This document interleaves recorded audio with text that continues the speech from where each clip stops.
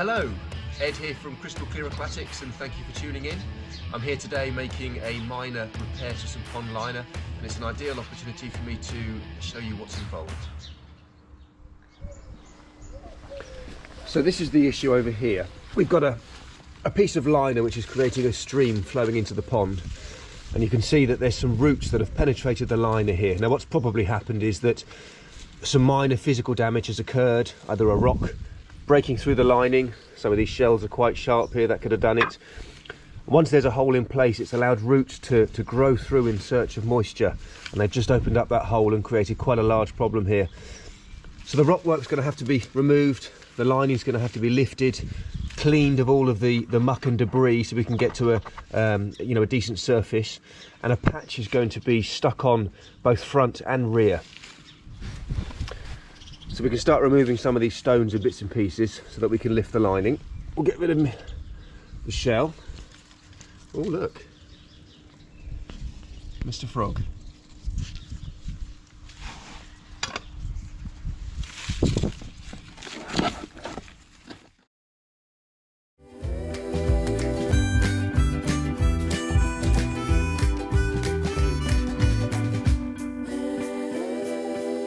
So I've just spent a few minutes lifting some of the stones to reveal the side of the lining so I can lift it. I've given the area kind of a cursory clean just so I can examine, and you can see here quite clearly you've got a split in the lining, as I say, most likely from a rock, some sort of exterior damage which has damaged the lining, and it's allowed then the roots to grow through as they've discovered this sort of new water source. And if I lift the lining, you'll see beneath a nice little clump of root. Actually there's not a tremendous problem here with roots, it's just that they found that water source and have started to grow through.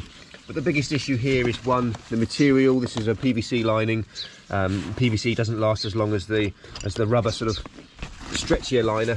In fact, the pond itself has been made out of a rubber liner. You can see here there's a lot more flex. It's a lot stretchier, a lot more malleable, which makes it more puncture resistant. Even an expensive quality PVC lining that would come with sort of a lifetime warranty of 20 or 30 years, they tend to go very brittle very quickly when they're exposed to UV and when they're outside, and they're just less puncture resistant. And the other big issue here that you may have noticed is that there hasn't been any sort of fleece or underlay put down beneath the lining. Now, always offer some sort of protection beneath a liner. In this instance, that's not really caused the problem. As I say, the problem has occurred from exterior damage. But even so, having some sort of soft fleece beneath the liner may have prevented a hole, being formed by a rock pressing down against it. Thankfully, in this sort of scenario, there's very little weight bearing down on top of the lining. If it was in the pond and you've got the full weight of the water bearing down on the lining, any small sharp objects, bits of grit and rock, etc., would have, pierced the liner quite comfortably. But here, it's just a very, very light covering of water. There's no real weight bearing down on the lining, so not a tremendous issue. But what I'll do now is get the lining cleaned up properly, front and rear, remove the roots, and then using a bit of wire wool I want to scratch up the surface a little bit just to roughen it up a bit, and that will allow the adhesive that I'm going to use and the patch to bond to the lining more successfully. So what tools am I using on this job? Well, importantly, I've got some gloves.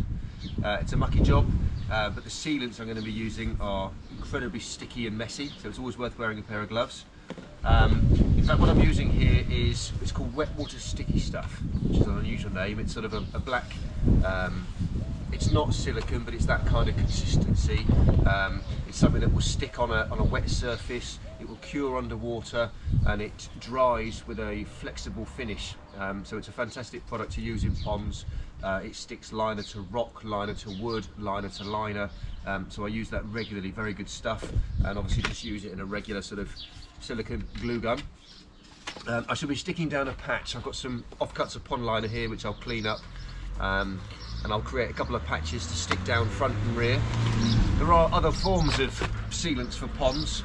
I've always got to hand a double-sided sort of liner sticky tape, which is quite useful, and also various sort of resins and putties that you can use. But in this instance I'm going to use the sealants, as I feel that this creates sort of the best finish.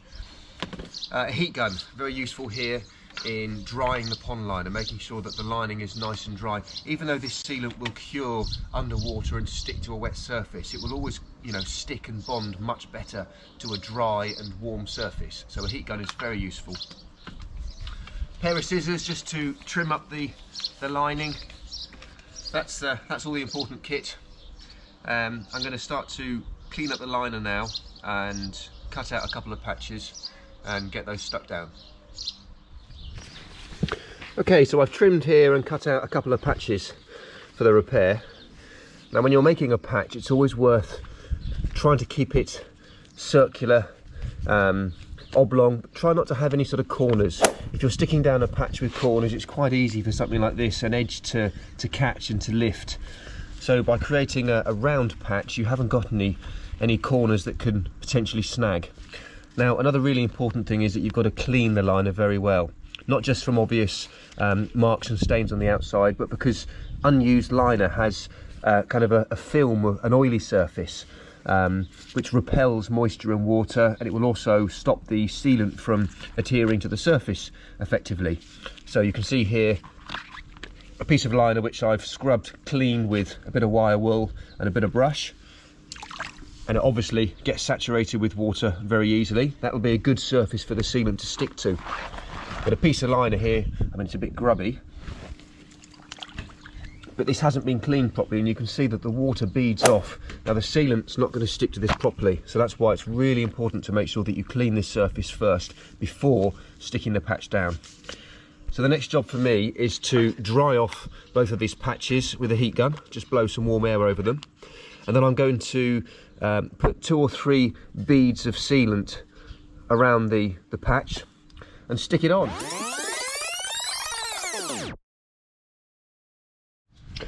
So you can see here I've put a couple of beads of sealant on the patches, and all that's left to do now is to stick this down onto the pre-prepared liner. Now as I say, it's very important that you clean up the surface that the patch is sticking to and roughen it up as well with something abrasive, just to create a good surface for the patch to bond to. So the underlay patch has been added, and I've now stuck the main patch on the top here, and I've pressed down with a bit of pressure just till the sealant has started to ooze out around the edges. Now you could leave it like that, or if you want to, which is what I like to do, you can just run your finger over the side here and just smear some of this sealant over a larger catchment of liner and a bit more of the patch. Now as I say, this sealant will cure underwater on a wet surface, so I could, if I wanted to, switch the Cascade on and start to run it immediately. However, I always find it forms a more durable finish if you can let it dry for 24 hours before switching on, and in this instance we've got that luxury, so that's what I'm going to recommend doing. So all that's left to do now is to reassemble the Cascade. We'll leave it switched off for the rest of today, it can be turned on tomorrow, and that's it. That makes a good durable repair which should last for many years to come. Hope you find it helpful. Thank you for watching.